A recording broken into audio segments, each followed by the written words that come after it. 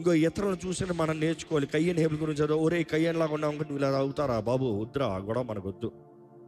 ఇదిగో ఈ రీతిగా బ్రతుకోండి, ఈ రీతిగా అవుతూ.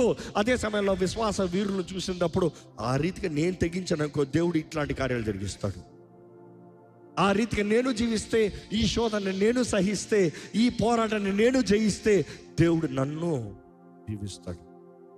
ఇదిగో ఇప్పుడున్న పరిస్థితి నాకు అర్థం కాకపోవచ్చేమో, నేను గ్రహించలేకపోవచ్చేమో, నాకు ఏమి తెలియలేకపోవచ్చేమో, కానీ ఈ ప్రాసెస్లో నేను దాటుకుని పోతే, అందుకని భక్తులు చూసినప్పుడు ఒకరిని మించి ఒకరు విశ్వాసాలు అధికమయ్యారు కానీ తక్కువ కాలే.